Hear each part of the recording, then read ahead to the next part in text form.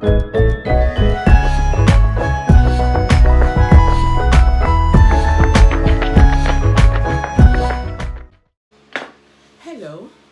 how are you? Welcome to Jopa's Daughter once again. I'm Olabisi Ajailayode, aka Jopa's Daughter. So this is the travelogue part of the show that I'm going to do today, and I am going to talk about Marrakech. Yes, Marrakech in Morocco. For the longest time, I've wanted to visit Marrakech, and my hair looks terrible. Sorry. So for the longest time, I've wanted to visit Marrakech, and I've had romantic notions of it. I don't like westernized destinations per se, maybe apart from America. I prefer rustic destinations, and Marrakech had always fascinated me as a romantic kind of place. I thought I would go with a lover or something. And so shortly before my 50th birthday, I decided that I did not want a birthday party for my 50th. I did not want a party. I'm not a party kind of person. And so I decided I wanted to travel. And I thought, Marrakech.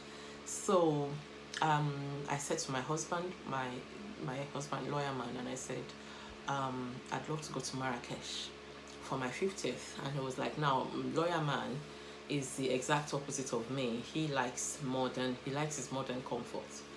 And he said, no, he didn't want to go to Marrakech. We should go to Dubai. And I said, no, I don't want to go to Dubai. I live in a modern world. I've never had any desire to visit Dubai, because Dubai is too modern for me, and I live in a modern country. And I mean, what's there in Dubai that I can't get here? But Marrakech, places like Marrakech, India, they really called to me.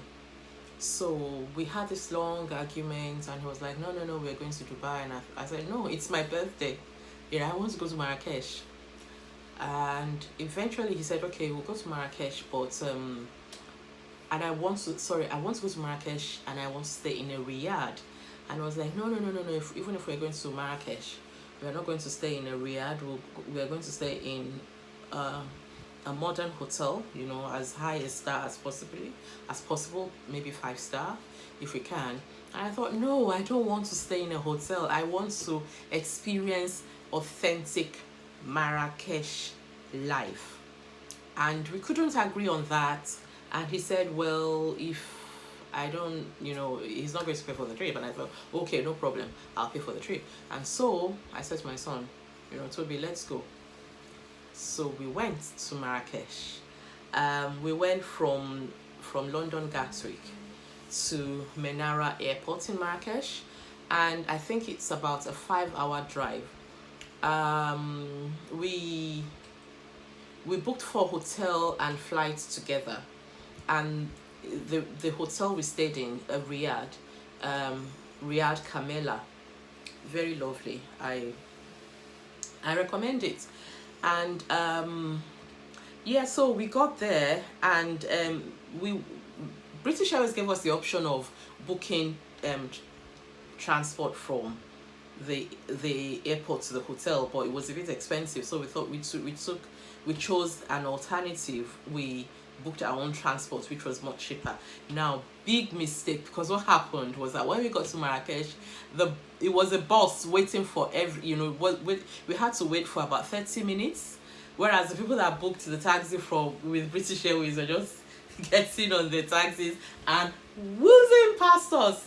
But we had to wait for about 30 minutes for the bus to fill up. And then another big mistake was that the bus was dropping everybody off at their riads. So a ride that shouldn't take more than maybe 40 minutes took us about 2 hours. And then we got to Marrakech during the peak period, so there was a bit of traffic on the way as well. So that's a heads up. You might want to book a taxi just for yourself and not go with the bus, because by the time we got to our riad, it was probably maybe 9 or 10 p.m. We were fact that we were tired, we were hungry, we were thirsty. So we had, yeah, so the bus was dropping everybody off at the Riyadh. Oh my god.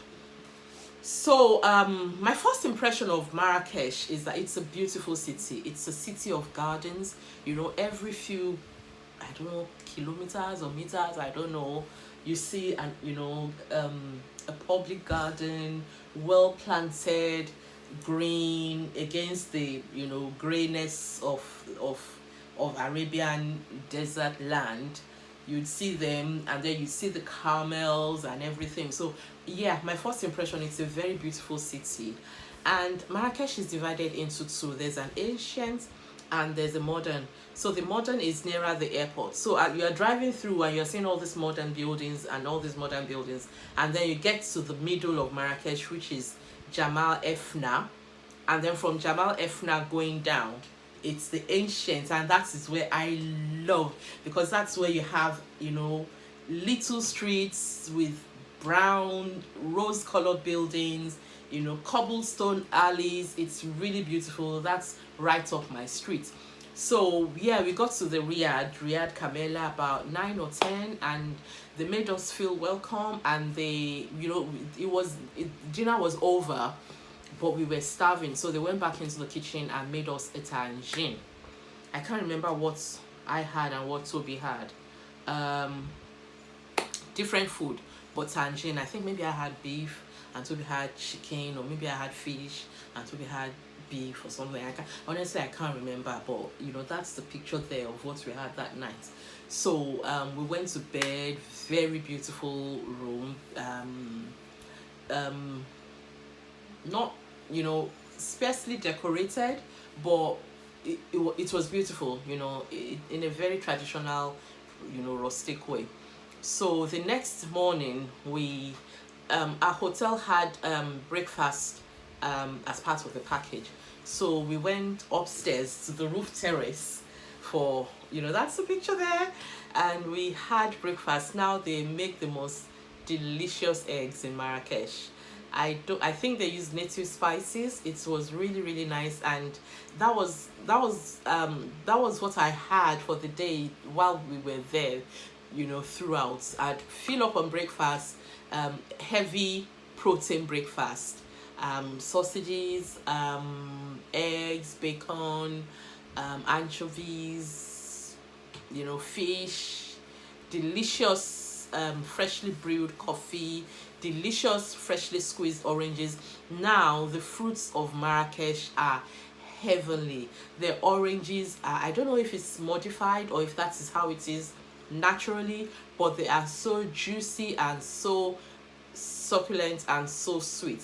And so I'd fill up on that for the day, because soon enough we found out, I think that day or the next day, we found out that the tourist centers with the foods they serve is not very good, and it's quite expensive. Honestly, if you can even go with your food to Marrakech and just make your sandwich when you're going out, I would advise that.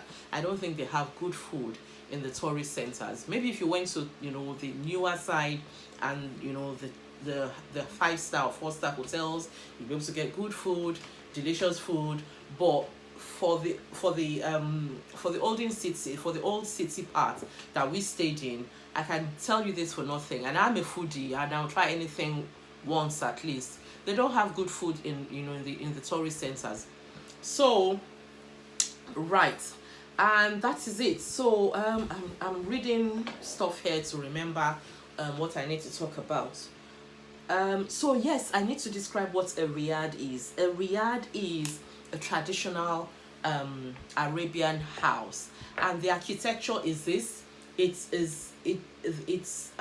there's usually a quadrangle, and the rooms all open into the quadrangle, and that's a picture of a riad camela. And in the quadrangle you would have a fountain, and you'd have palm trees, and you have lovely chairs, lounge chairs that you can just sit and relax in. So that was my idea of heaven compared to a hotel that looks like any other building. So that is it, Riyadh Camela. And so we had breakfast and set out to explore. And most of the riads are within walking distance of the old city center, which is Jamal Efna. And that is where the souks are, the spice souks, the leather souks, the what all, those are the two main things that you get there, the leather and spice. So they are all around Jamal Efna. Jamal Efna is a big, massive square that reminds me of my hometown, Tinubu Square. It's a bigger version of Tinubu Square. I'm an Isaleku girl, yes, from Lagos State, Nigeria. So Jamal Efna, most of the riads are within walking distance of Jamal Efna. And so we asked our hosts at the riad how to get there. And so they told us we could walk. The heat in Marrakech, oh my God. As soon as we got out of the plane, the heat hit us like that, like a slap. Another thing, from the plane you have to get an airport coach to get to the airport, because where the tarmac is quite far from the airport building, so you can't walk it. So you have to get on the coach. As soon as you get out of the plane, like this, like whoa, the heat, and it's a dry heat, very dry. So yeah, so they told us that we could walk down. And so we started walking and walking and walking.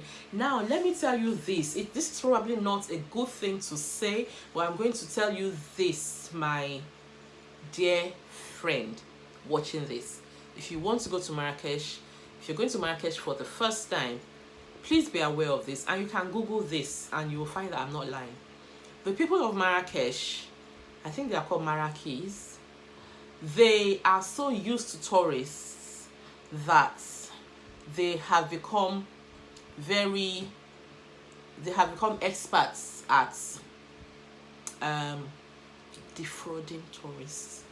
Yes. So the first day we didn't go to Jamal Efna. We went to the other direction. And as Toby and I were walking down, we were just, I wanted to taste street food. So I saw a lady frying fish, mackerel, I think, with some traditional bread, and I thought, okay, let me have some. And I had some, and it wasn't spicy enough for me, and the fish was oily, and I almost needed to throw up. Not that it wasn't delicious, it was just that it wasn't spicy. I'm a Yoruba girl, we need spice. The Yoruba tribe of West Africa, we eat spice, we eat pepper a lot, and it didn't have any pepper, it didn't have any spice, and it was just fried fish and bread, and I really wanted to puke. But anyway, I held it down, and we were walking. It was quite delicious, actually. Let me know that it was delicious. It was just that it wasn't spicy for me. If you're not a spicy eating person, it's be right up your street. And so we were walking down, and then these two guys said to us, "Oh, the street we're going to is closed." And we don't know anything. "Oh, is it closed? So where are we going? Where, how do we get anywhere?" They said, "Oh, do we want to go to the tannery?" We said, "Okay, that would be great." We didn't have any idea where we were going to, but okay, fine, we can go to the tannery. That's okay.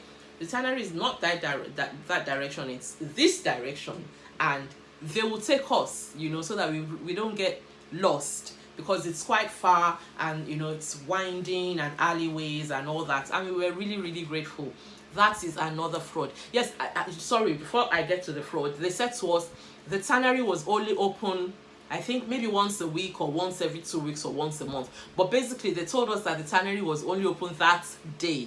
Now, you are a tourist on limited time in a strange country, and they tell you that one of the tourist attractions is only open that day. What would you do? Would you not grab it with both hands and say, "Oh, thank you, thank you, thank you," which is what we did. And then they started leading us. Now, that is another fraud. The tannery is open every day. It is open every day. So if they come to meet you and say something is open only today, they'll tell you this thing is only open today. They'll tell you that the lady selling argan oil only come down from the mountains once a week or once a month, and that day is the only day they come down. If you want to buy argan oil, that they should take you there. It's a lie. They sell argan oil every day. They come down every day. So don't let them take you for a ride. Don't let them lead you up the garden path, literally. So yeah, so anyway, they took us to the tannery, which stinks. Oh my god, the tanneries stink. But it's a good experience to have, to see the leather being processed, you know, the shoes that you wear, the bags that you carry, the leather jackets that you wear. It's a good experience to see how they're processed from when they're hides to, you know, when they become something you can wear. They actually use pigeon poo to process it as well, acid and all that. It's really, really a stinky experience. If you're of a nervous disposition, you might not want to visit this. And then, you know, they defraud you as well. You know, they tell you that this is the manager of the tannery, he will take you around, and then you're obviously the person who took you there will want money, the manager of the tannery will want money, and then they tell you, though, that don't buy leather goods in the souks, buy his hair. There are some artisans here, they're better quality, they're cheaper because it's direct from the artisans, da da da da da da. Another fraud. You can buy your leather anywhere. They took us to this artisan, and you know, they know Nigerians, you know, and obviously he was like, oh, Nigeria, I like, he was talking about our football stars, and we too were like, ah, and you know, and so he brought out so many things, and I'm going to show you one of the things that I bought leather. I bought a lot of bags to sell. I bought the babushkas. I love the babushkas, but they don't last very long. And then I bought what Yorubas call timu poofs, leather poofs. I bought them as well. And so I spent a lot of money there. I spent a lot of time there. He kept giving us mint tea. And then when I got back to the Riyadh, I found out that he didn't pack everything that we paid for. That's another fraud. At first, I thought that it was probably a mistake, but later on, knowing how they operate in Marrakech, you know, I realized that he most likely defrauded us. So that is it. You know, you can go to the tannery every day. Don't let them tell you that the tannery only opens that day. And this is a suggestion: if you're staying in a Riyadh or if you're staying in a hotel, liaise with your Riyadh or with your hotel, and you know, liaise with them about the tourist attractions that you want to visit.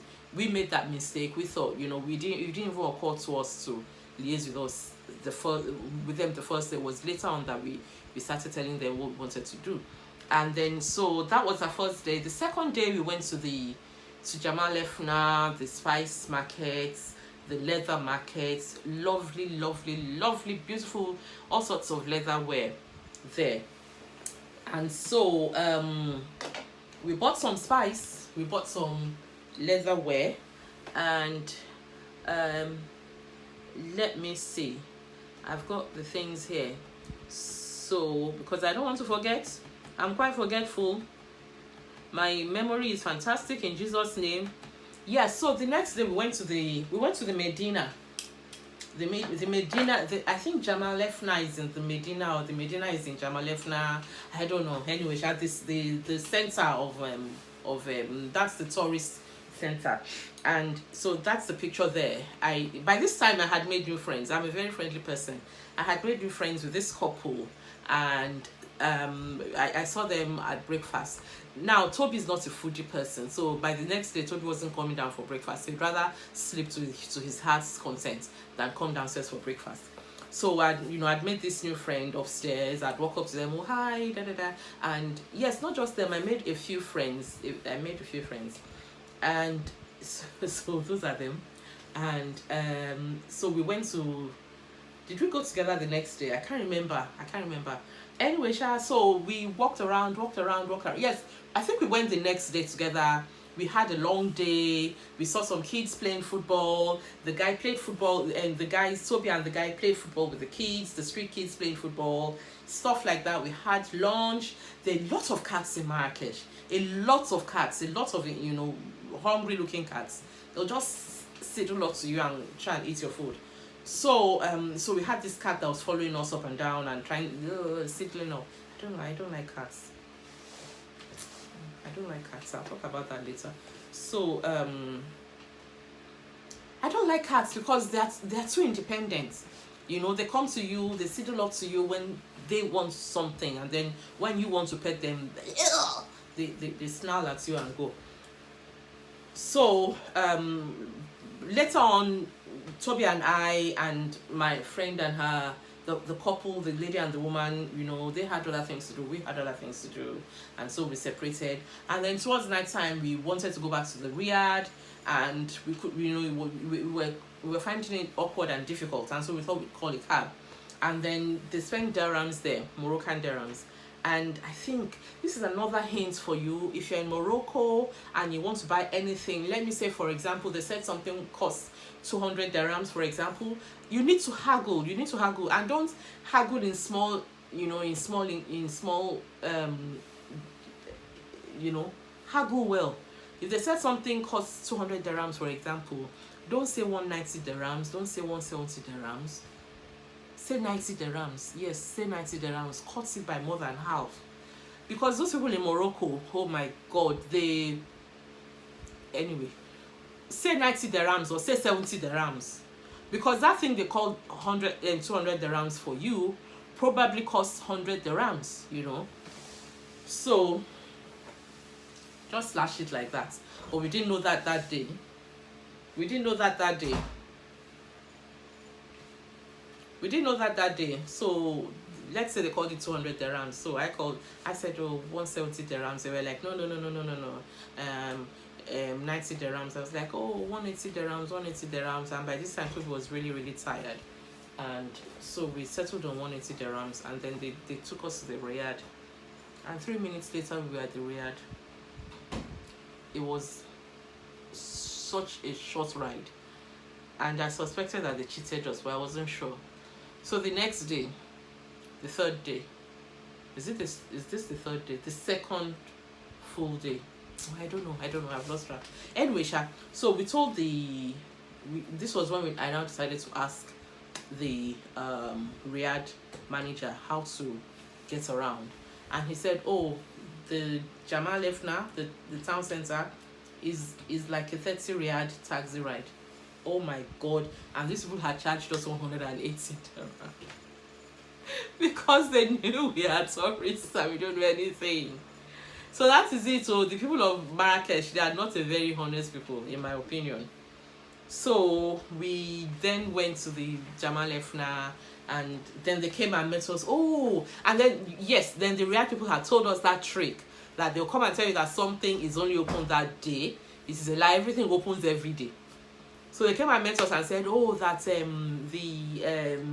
do we want to buy argan oil? And I wanted to buy argan oil, and that the ladies come from the mountains. That argan oil is from the mountains, and that they only come down once a week or once every 2 weeks or once every month. You know, that the normal lie. That if we wanted to buy argan oil to come with them, I said no, thank you. I know they sell it every day. I'm not following you anywhere.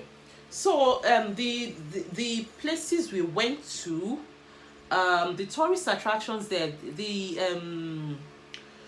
let me see, the Jewish Quarter. Yes, the Jewish Quarter. It's not a very big part of Marrakech, but it's worth going. That is where you can get gold. That's where you can get gold. And Jewish architecture is quite different from Arab architecture, because Jewish architecture have balconies. The rooms face onto the balconies and the balconies face onto the streets.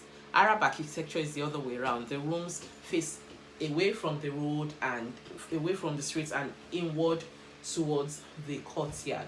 So the rooms open into the courtyard, whereas Jewish architecture, the rooms open out to the streets. And there's a Jewish cemetery as well, which was closed when we went there. We also went to the Jardin Majorelle. Oh my God, this is really, really beautiful. Oh my God, the Jardin Majorelle is beautiful. It's by the artist, the French painter Jacques Majorelle. You can Google him, and honestly, it is the cacti there. It's really beautiful. It's really the garden is really, really lovely. So many fountains, oases, really, really gorgeous. Toby and I had a field day. You know, we didn't want to go back home. It was really peaceful. You know, really, really, really, really beautiful. Really beautiful. And then YSL. I think YSL bought the garden. Jardin is garden in French. I think he bought it or he lived next door. Anyway, his museum is next door, and you know, if you're a fashionista, you would really love to see his haute couture clothes there. So yeah, so the Jardin Majorelle and the YSL Museum next door to each other, and then Bahia Palace. Bahia Palace is beautiful. It's really nice. It was built by a vizier, and it was built by him and his sons. It took quite a few years to build, and then when the son died, the palace was looted, and all the beautiful jewelry and furnishing were stolen. So it's basically a shell, but it's a big, massive palace, and I think it's divided into two. There's a petit jardin, the small garden, and the bigger garden. And yeah, and then you can go on your own. You can go around on your own, but I think that to know the history behind it, you need a guide, and the guides are there. They'll walk up to you, and also they know how to defraud people, so be careful about that. And the souks, yes, the spice souks and the leather souks, that is in Jamal Efna. Now the Kujuba Mosque, let me tell you about the Kujuba Mosque. The Kujuba Mosque lights up at night it's like a lighthouse in Marrakech. I think it's from the 12th century or so. And now, if you are not a Muslim, if you're a Muslim, you will be allowed to go inside during prayer time. But if you are not a Muslim, you will not be allowed to go. If you are not a Muslim, let me tell you the mistake we made. They told us that we could come inside. I don't know why we believed it. And then I think prayer time was at 3 o'clock, and we got there at about 1 o'clock. So we sat down for 2 hours in the hot, blazing Marrakech sun.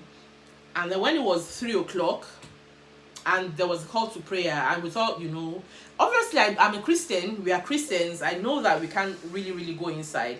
But I thought that, being a tourist city, and knowing that we are tourists, that, maybe we could just go in the periphery. But after sitting down for 2 hours in that hot blazing sun, we found out that we couldn't go inside. So we could only peep. The mosque is quite impressive. It's quite impressive. It's at night it's really beautiful. It lights up the city.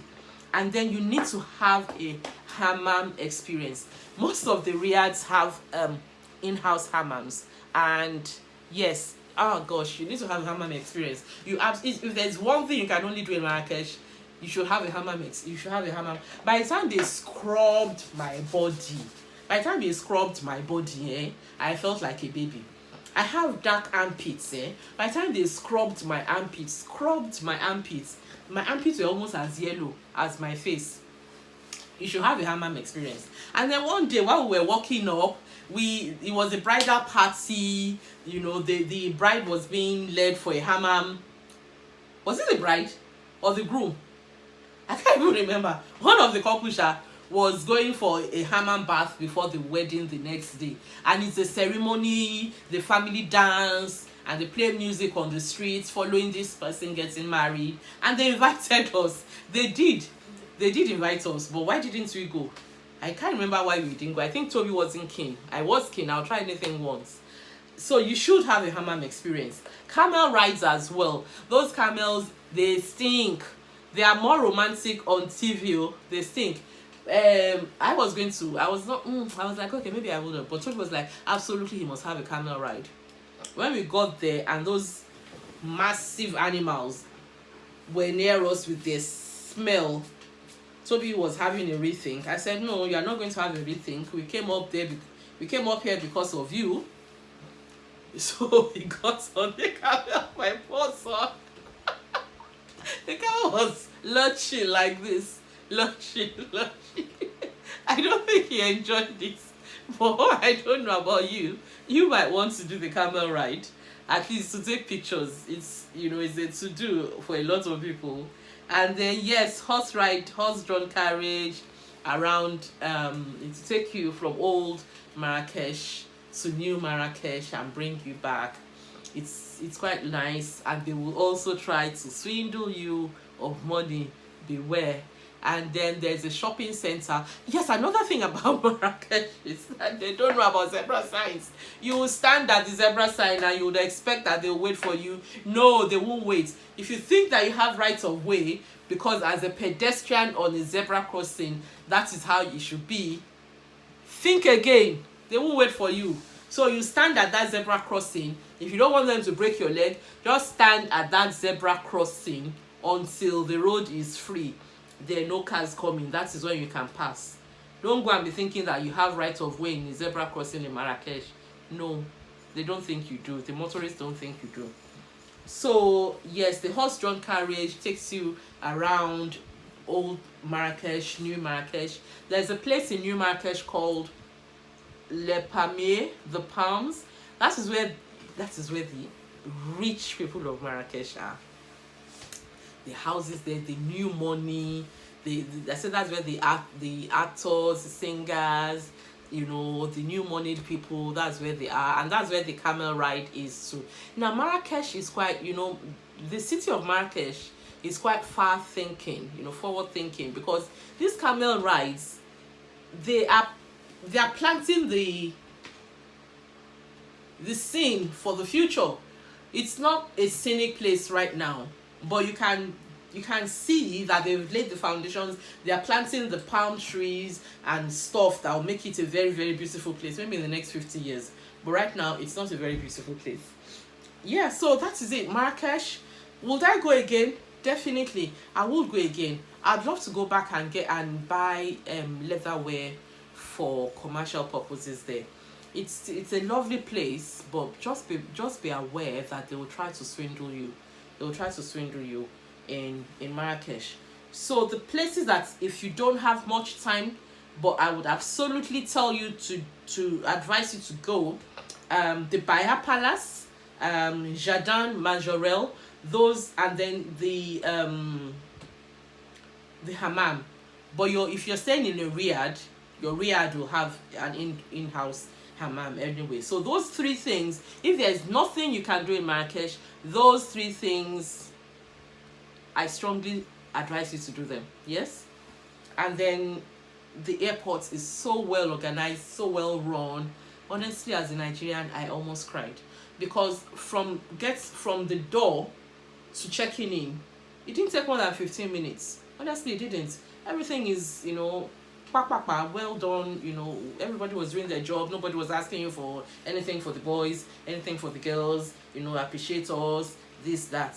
None of that. You know, it made me feel sad as a Nigerian, really, it did. And actually, that trip made me feel sad as a Nigerian, because honestly, as beautiful as Marrakech is, it does not, I don't believe that it has half the opportunities, half the things that Lagos has. What it has that we don't have in Nigeria is a government that believes in tourism as a form of income earning for the country. We don't have that in Nigeria. So that is it. Marrakech. Do go if you can go. I have a friend in Nigeria who organizes so this is for people based in Nigeria who wants to go to Marrakech. Her name is Ne Tomato Joss. I'll try and get her details and I'll try and put it there. And yes, she can organize your flights, your visa, and your Riyadh where you'll stay if you're going from Nigeria. If you're going from Britain, I went via British Airways. It was the flights and the Riyadh we booked together. If you're going from America or Canada or any other place, I don't know. All right then. So thank you. So yeah, for more videos like this, please subscribe. This is what they call to action in YouTube parlance. So please subscribe and please comment. You know, I'm trying to build a community here. So please, I thrive on interaction. So please subscribe and please comment and do share. So I heard that, you know, if you share videos, then YouTube's algorithms will also share it with like-minded people. So yeah, do subscribe, do share, and do press on the notification bell so that you will get my videos as they're dropping. So here's Olabisi again, Jopa's daughter. Thank you for hanging out with me, and have a good rest of the day. Thank you. Bye.